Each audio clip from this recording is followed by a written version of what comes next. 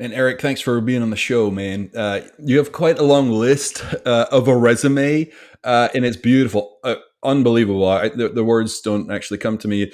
And so here's something interesting. I'd always try and remember because I thought it would be more professional, a better podcast. Oh, the guy, you and can understand everything that person's gone through and sum it up in an intro. And it was very difficult for me in the past. But so I've been watching a number of podcasts. They have 5 million subscribers on YouTube, and they just read. They just read off a sheet. I'm like, well, that's what I'm going to do, man, because you have such a beautiful resume. I don't want to miss anything out. So, man, double Bronze Star combat veteran, CEO of a mental health and veterans advocate, a master storyteller, man. Just I've gone through your bio. It's just absolutely beautiful, man. So we're going to dig into so much. That was a really summed up version because I want you to speak to all the things that you've done. But man, you've not just been on the battlefield for real, but you've gone through the battlefield in your mind as well, and that's where most people suffer the most. Like physical pain, we can take that on, because we can heal from physical pain, but that emotional pain, that can be with you for decades if you ever can get a handle on it. So we're going to speak about all that today. So man, yeah, if you'd like to jump in, give us a little about yourself, and we'll get into the conversation. Looking forward to it.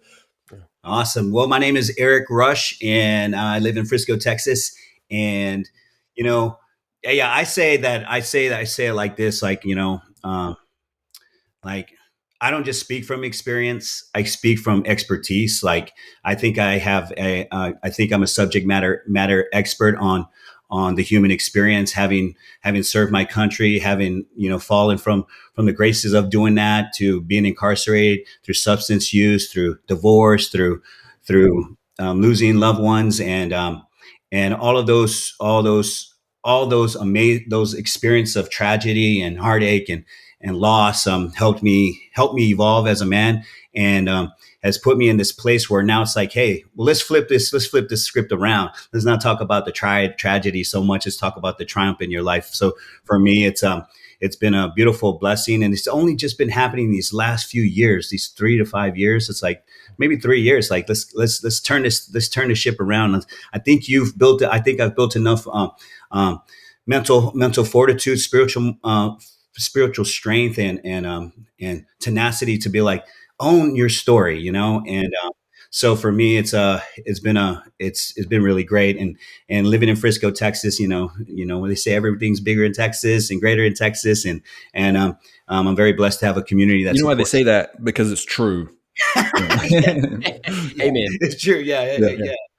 So no, it's been a great experience. Life has shaped me to the man I am today, and I feel very blessed to be in the company of you two guys. And thank you very much for having me on your show. Man, thanks for coming on, man. Appreciate that.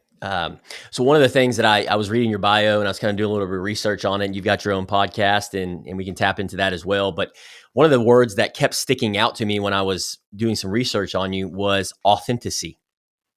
Do you know a little bit about authenticity? And so one of the things that have really come up to me that I've been speaking volumes to in the last couple of years is really allowing my mask to drop, my ego and my pride, and just be my authentic self, not trying to be a chameleon, not trying to be somebody that I'm not, which allows me to show up fully alive in life, whether that's in business, friendships, podcast.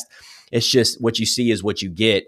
And for me, that's what's allowed me to work on becoming the best version of myself. And so can you speak to that a little bit? Because I know with your story, with your experience, you talk a lot about that with what you have going on in your life is authenticity. What is authenticity to you, and how has that made a difference in your life over the last 3 or 4 years? Well, I always say that I was the captain of a sinking ship most of my life. I thought I could actually, take on every storm, take on, power through any wreckage that was going on in this storm, because that's what captains do, right? They lead, they command, endure, and lead, right? And but what happens when the storm never ends, or the shore never appears? What are you going to do? And for me, I had to hit rock bottom to find out that sometimes holding on too tight to things, you got to let go so that the real captain can step up and reinvent your life. And for me, I always say that that I was born into a broken home with single parents. So I was starving for identity, and I didn't have an identity at that time. So for me to get to authenticity took a lot of turmoil, a lot of personal um, um, uh, pain and tragedy to go through for me to really come out on the other side of things. And I really believe that if it wasn't for that, I would not have the kind of resume I have now, which is very deep and what they say, existential, in some ways, and but for me, authenticity is kind of breaking down the four walls that I've been trapped in most of my entire life. And like I said, this has just happened recently, and it's taking down the four walls and saying, you know what? Yes, I, yeah, I'm a double bronze star, which I couldn't own. I didn't had a hard time owning. I had a hard time saying I was a Could you cop. tell us what that is, real quick, just for the Double audience? bronze So, yeah, star. what is that? That you've done it twice. So yeah, what is that So it means bronze? you were at the beginning. You were beginning or at the end of two campaigns. So for me, it was those two campaigns. That's what the double bond stars means. Most people walk out if they're in let's say combat for a year or two. They'll walk out maybe for three with 3 or 4 bronze stars. Just depends, what Yeah. campaign their initiatives they're on. So yeah, and for me, it was all in the Middle East, and from the beginning of a campaign to the second part of the campaign, and so that's what double run stars. But for me, I couldn't even own that. So I just kind of turned off all the turmoil that was in my life and just shut down. So, and I self isolated. So for me to get to the point of authenticity, I had to tear down those four walls and take ownership of I even threw my medals away. That's how deep it was. It was like, I didn't want to own anything. I didn't want to be around the any combat veterans. I didn't want to have conversations about combat or the hardships of that. Being raised in a single parent home, I starved for identity, and when I enlisted, that's what I got. But what they say, well, war will give you an identity. It'll chisel you and sharpen you and put you back, put you in that machine. But once it spits you out, then what, right? And for me, so for me, authenticity is breaking down the four walls of your life and getting down to the bare bones, and actually just also going through my turmoil of substance use. Being having to say, hey, hey, being willing to admit that you have a problem, and you're struggling for substance, being a substance abuser, and that was a hard place to get to. That was one of the hardest places to get to, but just having these labels that you put on these people, like for myself, I had to have this concept of like, hey, I'm broken, but tell me what I'm not so I can get to where I am. And that's where this whole shape of authenticity started to take shape. So for me, it's about shaping your moral, your core values of who you are and who you want to be in life, because that was the one thing I didn't have an emotional guidance system. I was forged in neglect and conflict through my parents, having a tumultuous relationship they had for most of the years. But um, going through that, and then you get out and you have substance abuse problems, and then you become a convict. You become a prisoner of your own mind, body, spirit, and soul, and you're really physically put in a physical prison. But so having to own that story too. So owning all parts of your life, because really the truth is we're not designed to carry our stories alone.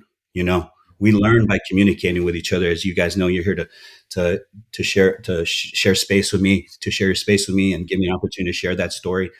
But getting to the point of authenticity where you have to on take off the shields, take off the breastplate of this all these things that you have over your helmet, and start getting to a place where you're starting to own your story. So So authentic. counterintuitive, we put that armor on to protect ourselves, to be strong, to protect that inner weakness that we called weakness. It's really just our vulnerable self, our authentic self, and yet the true strength is taking it off, like you just said. Like that's when you become this powerful person. That armor actually keeps you restricted and small and in fear, as opposed to once you let it off, well, there's no fear anymore. You're just kind of free to be. And you mentioned a couple times already there, Eric, that this is kind of new, like the last 3 to 5 years, maybe you said 3 to 4. What shifted? What changed? What has brought this on all of a sudden?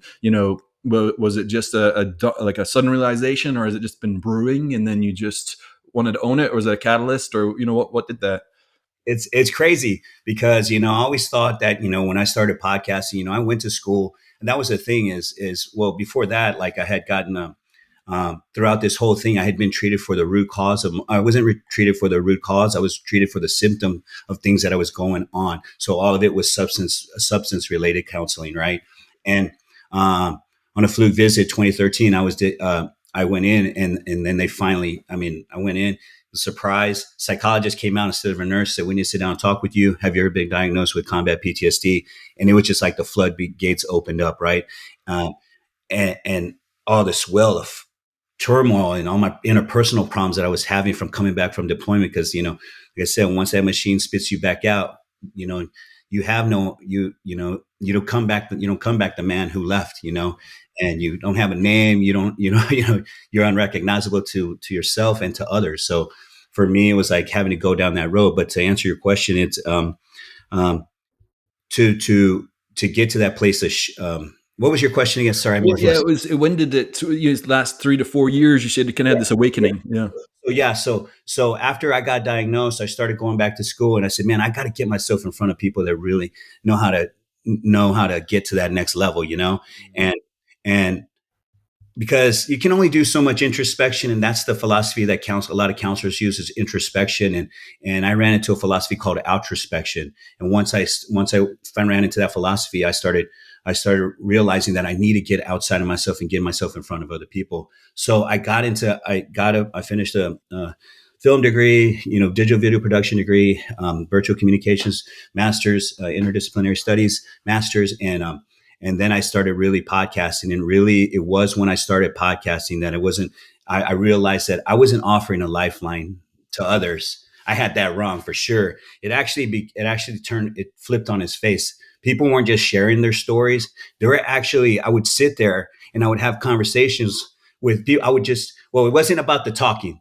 Let me tell you, that's first thing. It was about the listening. And for me, like once I started having these conversations with people, I would sit there and I would be like, just looking them dead in the eye and be like, man, that's me. In my head, I would keep clear, and that's me, and that's me, and that's me. And it wasn't they were just sharing their stories. They were holding a mirror to mine. And then once I started realizing that, like, holy crap, I haven't been through this alone. I'm not the only one that's experienced these hardships, and how their stories are very unique, but somewhat similar in these moments. So I started doing that, like that introspective approach to trying to find individual and collective values, so you can find how I was going to live, was so important to me. And and so I took that introspective approach about trying to learn, and it became about listening and learning and healing. And that's when this whole thing started to unfold. So I used this podcasting tool to actually rehabilitate my life. Yeah, really, So that's it. cool. That's Yeah, so cool. yeah, for sure. You had mentioned four walls a few times now. Would you mind sharing with the listeners what those four walls look like in your life? And Yeah, I would say shame, blame, guilt, trauma, addiction, resentment. Maybe they would, count the ceiling and the ground, let's say, right? So for me, there's probably more than that. And for me, when I had 2 years for DUIs, right? Multiple DUIs. And so when I got sentenced, I came back from court, and I beat the crap out of some guy. So I got sentenced to 30 days solitary confinement. But prior to that, what ended up happening is a priest would keep visiting me while I was in jail. I was in jail for a year before all that stuff, before that came to an end. But he would come visit me and say, "You're going to go into solitary confinement." And it was just before Easter, and he said, "You're going to go in this thing, and it's going to be your tomb. When in that tomb, Rush, I want you to write down every blame, shame, guilt, resentment, anything that really hurts you, that's hurt you, or you're responsible for. I want you to write it on the walls of that prison, that cell." And so with this little pencil with no eraser, I wrote all my shame, guilt, and all the resentment. So those walls were probably multiple. It's more like an octagon where I was me against me, you know. Wow. Yeah, and so What was that like, that 30 days in there? Because being isolated, humans are not meant to be isolated, but at the same time, you're kind of forced to reflect, and it really is good for people to be in isolation at some point. But that 30 days, well, there's probably so many analogies. We have a mastermind group, and it's business owners, entrepreneurs. We get together, and the common theme is we just wanted to be together with people to be able to verbalize what's going on internally. And it's almost its own like therapy session, whatever you want to call that. It really helps us all elevate, and we all leave every Friday. We leave that room elevated, and we're not the same people anymore. That's because we're together. We've been alone, and it's not fun. So you've been in that room, 30 days. You'd have the priest coming to visit you, but what Yeah. was that like? The pros and cons. Well, I say it like this. It was the size of a bathroom, right? So you're in this cell with no windows, no sound, and no escape. But then, it's like I say, the silence first feels like nothing, right? Like it feels like absolutely nothing. But then the silence starts to grow teeth, right? How long did that take for that silence to kick in? Probably 48 hours, right? And then I say, then the silence, then the nothing starts to grow teeth, and then the nothing starts to whisper, right? And then what happens after that starts to whisper you everything that you've been struggling with, everything that you've been going through, right? The mistakes, the faces, the blood, the resentment, all that stuff, right? The nights you can't undo. And for me, that's what happened. It was like you're in there, and then you realize that you're not trapped in the cell that you're in. You're trapped inside yourself, right? And I always for me it was like I always wondered, like, what would people do if they were in a cell with their own thoughts? Would they like the person they were left with? We And will never find out nowadays, because that you jump. You can't go to. You say 48 hours. You can't go to 4 to 8 minutes without getting your phone out to yeah, never have that deep conversation, that thought process with yourself. We're constantly distracted, and then we look up and we're like, why am I so alone? yeah, And you had that time alone to really reflect and do that soul searching that helps you kind of get to that baseline, that understanding yourself and like which direction you want to go. And I think you did what you did, and you end up in jail or in prison, and deal with those things. And a lot of people say, well, I didn't do drugs and I'm not in jail. But man, everybody has to deal with what you dealt with right there. And yeah, it's a matter of taking that time, that isolation, and really processing. Like if we could just put the phones down, you know what I mean? And really, it was almost a beautiful gift that you got to have that. yeah. 100%. No, I do believe, like I said, I've had more alone time with God than most people will ever have in their lifetime. And in that one moment, like it was like all I had was the pencil and a Bible. And when I had to get outside myself, when I was literally reading the Bible, I was like, this is all I got, and you get a writing pad, but I just would write down quotes that I had on the Bible, and it just like consumed me spiritually. And all the parables and the Acts, certain parts of the book of New Testament, and it just kind of kept me inspired and powering through. And of course, the priest that came visit me was a rock solid guy. But no, it was feeling like I was trapped inside myself, and I'd have to it was tearing of the flesh. It felt like many times, like I can't, you're just having these conversations by yourself, but I think it was something. That's why I say I speak from an expertise, because I'm an expert in the human experience, because this isolation, I think, is really important for people to take time away, like real down, like down. They say when you detach all your, you detach all your electronics and stuff like that. So yeah, Do you feel like, Eric, obviously you've been through a lot, man. So going through this process, going through this journey, and then reflecting back, and it's like, okay, that we just did an episode on this, the old version of us working on becoming that 10.0 version of ourselves, that best version of ourselves. And so you're just speaking, what I'm hearing you say is you're speaking to our listeners, to the audience, and to your listeners and audience as well, of the journey that you've been through, storytelling, and then people are filtering and applying it in their own lives. So I'm curious with you, we are, one of the things that I've learned in that journey of reflecting on the version of me that I was a year ago, 5 years ago, 10 years ago, I'm just speaking to that younger, I find myself speaking to that younger version of myself. Do you find yourself doing that same thing Do you feel like that's your North Star on where you are today, and which allows you to stay out of trouble and continue on that path of North Star, getting closer to God, whether it's getting closer to God or your podcast, or what keeps you in line with that, staying out of trouble? Well, if I, well, first of all, to answer that question about staying out of trouble is the one thing in therapy and substance, what I've learned is substance use and substance abuse is that you got to know why so you can know how.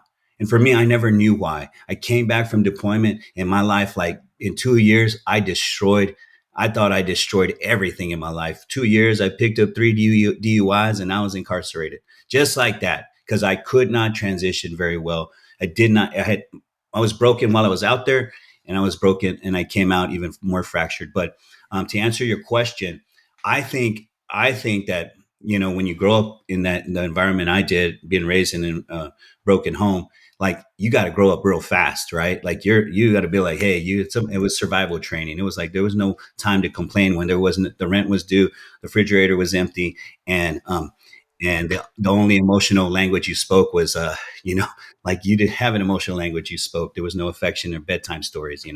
But for me, it was like, I believe I grew up faster. So right now, I believe I'm living my life backwards. I'm living like the things that I've yet to accomplish, things that I've accomplished, accomplished later in life. It's like, this is my best life forward. But so for me, the North Star is that God said, one thing I've learned through this time was like, God wants me. He's not asking me anymore. He's not asking me. He's commanding me. Peace, joy, love, and happiness are the last four chapters of my life. And it's a command. He's not saying, hey, you get to choose which one you're going to be, miserable and a miserable drunk, or you're going to be this guy that like says, hey, peace, joy, love, and I'm not asking you. I command you to go live this life. I command you to be in this mindset for the rest of your life. Because and I had to believe in Christ that the victory that he had for me, that's the other thing. I had to literally understand that the victory he had for me was real and tangible. And there was evidence of that success, and getting my multiple degrees helped me establish that. Cause it was like, first one, I was like, I was miserable. Like I was crying. I was upset because it took so long, that for me to go through this turmoil to get to that place of graduating with my first bachelor's degree. And I got the second one, I was like, whoa. But when I got that master's, it was like, all right, God's credentialing my experience, and I can't deny that anymore. So, and you have a wealth of experience of like actual moves, like action taking. It's not theoretical for you. You've really been through it, man. So those people who feel trapped, stuck in their past mistakes, and they don't feel that they can. That feeling. You're like, I just can't. That's not for me. I'm not going to do that. But that's not true. It's the story they tell ourselves. Like, what's the first mindset shift? Like, what would you tell someone how they could do that? Because we all suffer from it. Everybody. The first mind shift I would say is that what if you weren't supposed to be carrying on the burden that you're carrying right now, right? That's holding you down. What if, what if, what if you let go of that burden that could actually, the very thing that you're not letting go of could actually save you. So for me, it's like the mind shift would be to, number one, humble yourself to the learning, if people call you a horse, go buy yourself a bag of oats because you're being a jerk. Then go buy yourself a bag of oats. Um, um, uh, I would say get help from the people that are um, that are there, like expert help from people, like people that have measurable success. There's too many people that will try to take, even when you're on your way out of that situation, people, no, don't do this, don't do that, don't do. And the other part is believing, how strong. I recently spoke to a few inmates recently, and I told them, like, they were saying, well, how do you take risks, right? And I said, well, where are you spiritually? Like, can you handle the loss? Can you handle the loss of taking this risk? Because if you're not able to handle loss, then how strong is your faith in Christ? If you can't handle this loss, but also don't set limits on yourself, because God can put you in these little tight spaces that they say you don't belong in. And he'll put you right in there, and you'll break that hole wider and wider, make it wider. And so, yeah, I say, have faith, see where your faith is at, where you're at spiritually. Um, and get advice from people that are professional advice from people that can get you to another place. Listen for Mm. sure. Yeah. Beautiful. Listen, man, active listen. That's one of the things that I've been working on the last year or 2 years.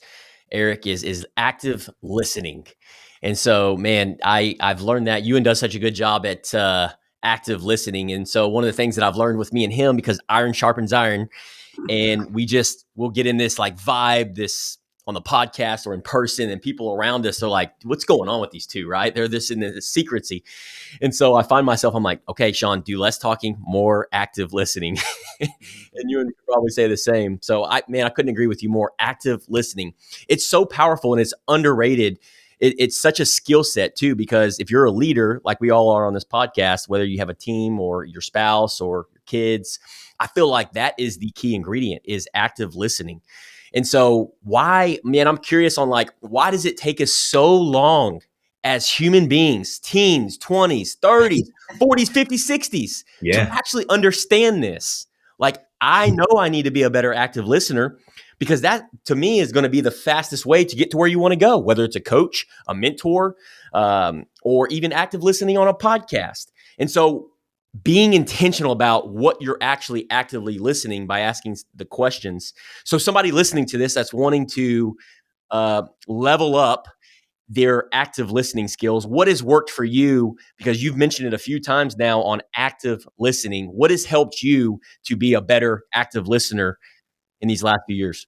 I would say asking the questions that people that you need to know, like you need to have answers to, right? Like if I'm going to go into a conversation with somebody that's a expert at asking questions. Because I recently had one where he was an expert at asking questions. Like, holy crap, how am I going to get through this conversation? I better ask quite the right questions, you know.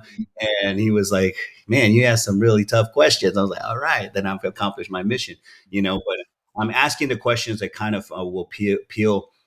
Be honest with yourself. You do an inventory check of who you are and who you're not, or who you want to be. Let's just put who you want to be on that list. Forget who you're not, but put who you want to be, because that's all that really matters. And I think that was a very vital step for me, is to who do I want to be? I don't have to start from point A. I can start from point B and go to C, D, and F. You know, I don't have to go, okay, let's just, let's feel sad and lonely and afraid and all this crap. Or you could just say, who do I want to be right now? Forget that step. I think the introspection, you can get stuck on being stuck, Yep. and it's a mind, so I think getting that, but decide, who do you want to be, and get that, put that in the universe, see God, put that work for God to understand you, understand what your desires are in your heart. Here he does, but Yep. if you put them out there, you're putting forth an effort to make it real. And for me, that's a very big step, is just to write down who you are, who you want to be. And Yep. then I don't, say 40, you get 44% more chance of accomplishing the goals that you put out. And for every one of the goals I put out, I think I've attained a lot of much, very, except for being, a billionaire. But no, this is more about who you are, not what you do, so, but being honest about that and getting that out in the world will be the first integral step of setting that course. This is the map. This is the map I follow. This is a roadmap. This is who I want to be. And this is non-negotiable. But I feel like because of the alternative, that if we don't, then we're stuck in our own ways. We're in isolation. We're trying to do things on our own term Yeah. versus slowing down to go fast, asking the questions from somebody that's been down the road that we want to go down. Yeah, no, it's true. Like, I also think that we can be so overwhelmed with the burdens that we endure, the emotional struggles, spiritual struggles, mental struggles, financial struggles, whatever, well, all kinds of struggles, we can be so consumed that it'll shut down your ability to hear, and you'll be stuck in this vortex of guilt, shame, blame, for a long time. I think with listening to, I always ask, well, why do we not listen? It's a good question. Like, how do we active listen? Why would we not? And a lot of the times it's because we want to be heard, seen, we've not gotten that. And why do we want that? Well, because we're not confident within ourselves yet to where we could actually just sit and be okay. Because I'm confident in myself and I feel value and I know like I'm seen and heard. But when you don't have that, you kind of force it, so you're not listening, you're not doing that after listening and asking questions, you're actually trying to say something, you want to be heard and seen so that you get that feedback, that love, and so to me it's an indicator as you progress and grow and do find that confidence, especially within Christ, right? When you know that he sees you, you don't really, it's not as important to be seen by others at that point. It's coming from a mature, you want to see other people because that's where the power and the impact is. And anybody that's working on that, it's like me and John talk about this all the time, like, yeah, we're working on that active listening, asking more questions, getting in their world, and that's come from doing the work ourselves, and I can tell with you two are, it's like, uh you use your story and the things, your experiences, to help other people, but then you're right over there into their world so that can impact them. And so to me it's a sign of maturity, being able to ask those questions. It's also a sign of peace and contentment, and you're outward looking. And you mentioned a couple of times, you had PTSD is kind of what they, that's what they call it, coming out of the military. But your childhood growing up, there's a CPTSD, complex PTSD, and also known as childhood PTSD, where it's not combat, it's not like life or death, but it certainly feels like that when you're a kid. It kind of feels like life or death. So you start forming these thought processes, mindsets, and we act off of those things even into adult age, and then so it sounds like you must have dealt with that, and then you go into the military and you get that PTSD from actual combat. I mean, Yeah. it's, you've just had it all the weight on you, so what is, you've talked about getting to know yourself and having the vision and the why and writing down, you know uh, most people won't ever experience that PTSD combat, but they experience it themselves even as adults. And Yeah. maybe it's a loss of a business or a loved one, or just their communication styles. It's just way off the charts. Like, how would you what would you say to them? Like, how do you heal from that PTSD? Like, what's some of the action steps people could do? Because it then does show up in the real world of taking action, as opposed to PTSD Yeah. keeping you small. Yeah. First I would say, like, I would go back and probably reflect on how, I say I wasn't emotionally, spiritually, psychologically mature enough to handle the weight of being deployed. I was already forged in chaos and conflict, and then you go and you go into the cycle of true chaos and conflict, and you're in the heat Yeah. of that. So emotionally, I mean, if you imagine, if you're the most secure person and strong, grow up in a awesome family, they go in there and they join the military, they're probably going to be elite forces, but also the guys that have been broken homes, they fight with that rage and anger, So for me, I would say definitely, number one, getting out. You're you're not designed to do this alone. We're not designed as humans to do this alone. For a long time, I had to realize that I thought I had to do it alone. All the shame, guilt, and blame, and all these things, with PTSD and the hypervigilance and the self isolation, which deals with shame, guilt, all these emotions, the vortex of the vicious cycle of guilt it spins us out of control. And then we become insecure, we become anxious, and we start becoming, then that anxiousness emotes outwardly, and then you hurt somebody with your words or your actions, and then that whole cycle starts all over. You shame, guilt, and then you get even worse, and you're propelling this hurricane. But for me, is definitely get yourself in front of people that want to listen to you, that have that emotional maturity that we talk about. Is put yourself in people that are balanced individuals, that they have that the that breastplate of righteousness and strength, that says, hey, I'm with you in this journey, I'm with you, I'm down with you, I'm not going to mislead you, I'm not this toxic Sally that goes out drinking, socially drinking with you, and I pour my business out with you. It's like, I'm one of those guys that, like, says, hey, I want to help you get stronger, more resilient, and more determined. So put yourself around those type of individuals that are going to really do that. But seek professional help, guidance, and mentorship, because honestly, I'll say I didn't do this alone. the VA helped me out quite a whole lot. And first of all, in diagnosing, and it was a lifeline for me to be diagnosed at, and because that turned everything. It answered the question why. It answered the question why I was returning to substance use, because and then it showed me how to start taking the action steps to get to a better place. So definitely put yourself in, um, choose the right people to confide in that aren't going to mislead you. So And somebody that's going through that, Powerful. those struggles, adversity, setbacks, and they tend to turn to alcohol or they turn to something that's not good for them, right? yeah, That's going to set them back, and yeah. which is a four wall, as you explained, that creates shame, guilt. What would you tell that person listening to this to do instead? What would be the alternative? So when that time happens, instead of them turning to alcohol, instead of them turning to social media, right, to numb the pain, what would you tell them to do instead? Well, first I would say drowning doesn't feel like drowning until you're under the water, right? So you're under the water. So for me, it's like that's what actually, and what you think's gonna put, like, um, set you, that's gonna take the edge off of things, is gonna you're gonna wake up like I did and realize I was at rock bottom, And first of all, I would say that, um,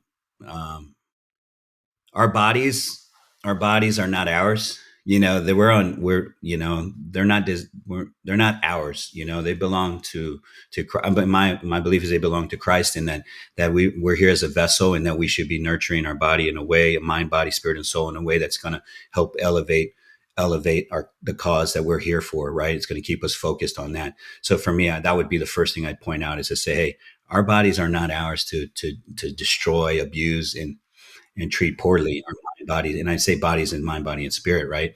So any misconception that that this is you have a right to do this to yourself, is wrong, but someone who tried to intervene, someone, who tried to intervene in his own life, like I tried to, I learned real quick that wasn't, that was a place of well, I was misled. Misled myself. So, the first thing I would say is point that out. The other part is, are you willing to face the greater consequences of going down this road, because they're around the corner? The potholes around the corner, the the edge. Are you willing to make things matters worse? Like a friend called me the other day, said, "Man, I'm going to check myself in a mental hospital." I was like, "Dude, are you willing to face that decision all the way 5 steps forward? You're going to go to your mental house because you're having relationship problems with your wife? Like, are you really going to go down? You really want to take the consequences that come with that?" And because those are really big steps to make um, when we mitigate that. But I would say, again, it would be those two things for sure. I would say first is, are you willing to face the consequences of going down this road even further than you already are? Man, to shift gears a little bit, but not really, because this all ties into it. But I'd be curious. You're the CEO of your empire, your business that you're growing. The podcast and all the things that you do. Yeah, how do you make your decisions based off all that? Like, what kind of CEO would you describe yourself as? How do you relate, and how do you move the how do you shift the boat to the direction you want it to go for the way everything is right now? How do you do that? For me, it's like, God's given me a spirit of discernment. I say, like He says, you've gotten all through all these waves. Now just try to be calm, but also like, like, like when you're taking these steps forward, be very, very, have a good harmony with yourself when you're making these next steps. The next person you have on your podcast, That's have good. wisdom. That's wisdom right there, man. I love that. Yeah, it's like, it's like, say, be strategic. Be strategic. That's not just a God thing; it's a strategy thing too. You got to have that pace, and a healthy pace to do this podcasting and get people on and have these conversations, because it takes a lot to develop that story. And you know how much it takes from the front end and the back end. So, but I would say, have good harmony. This is one of those. There's no destination. This is a journey, and I take that approach because I know good things are coming around the corner if I just do it in a without anxiety or this anxious, stressful mindset. Creative energy comes where it flows more naturally when you're at peace with yourself. Amen Yeah, to that. beautiful. One of my final questions, and we'll wrap things up, is so you've got a 30-year-old Eric Rush listening to this right now. That's like, yeah, man, that's not going to happen to me. No way. Not going to happen. There's no potholes around the corner of the streets that I'm driving. What would you tell that young Eric Rush right now? What would be just one thing that he needs to hear at that 30? Okay. I would say, listen to that probation officer that was screaming at you and cussing at you, like saying, "What the f are you doing with your life? What the hell? What are you doing?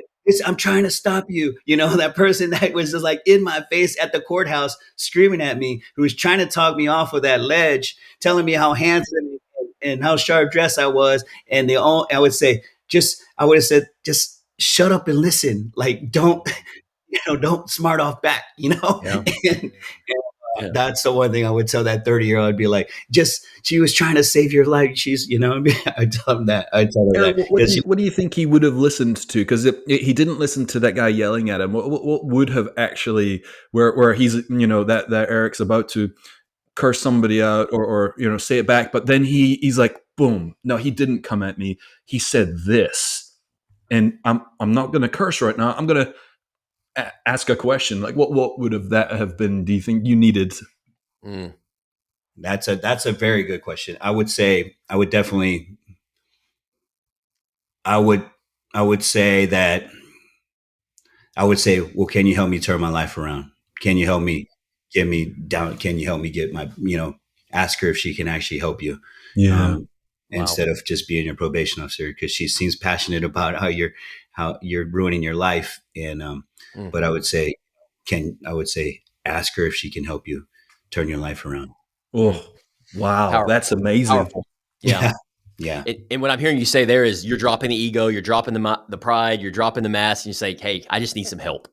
I need some yeah, help," which is yeah.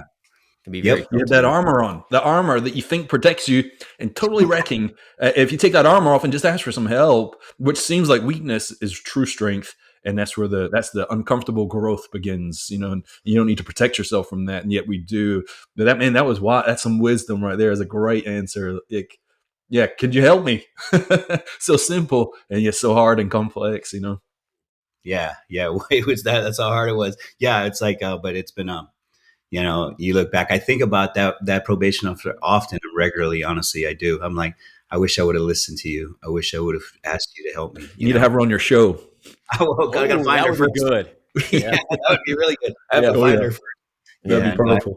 that'd be Well, great. I have awesome, thought Eric. about her often. That's one Wrapping of my things up, biggest man. We regrets. really appreciate the time, energy, and effort you just sharing your story today and taking us through the journey and just being vulnerable, dropping the ego, dropping the pride. I know this has been nothing but valuable for our audience, so we really appreciate you spending and saying yes today and spending the time with us.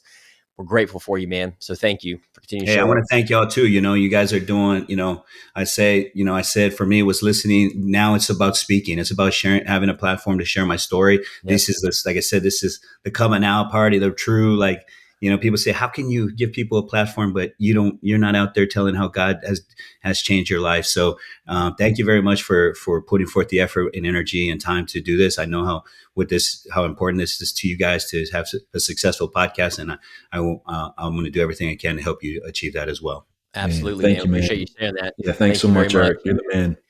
And we know how tough it is to really build and podcast and just live life in general, right? And so we need that. We need to be able to support each other, and so we want to do that today. And I know me and you and do in our audience. So how can we support you? How can Level Up and Live, our community, support you? Yes, I would say, go to primepagepodcast.com and check out some of my videos. Push some of my videos out if you have a chance. Three prominent ones are Next Level Things, a Charting New Horizons of Brilliance podcast, Unfinished Business, a podcast for veterans pursuing new life missions, and um, the Rush Outrospective, a Mastering the Art of Living podcast. All three of those podcasts are designed. The people I have on there, they're like next level, just like you guys. Mm, Awesome. fantastic, man. Very Very cool. cool. Well, thanks again, Eric, for your time. And Thank you very outside much. of that, we always end the call with Level Up and Live. Level up Let's and live. go. Let's go. go. Love you guys. You too, man. Thank you for Brilliant. having me. Thank you.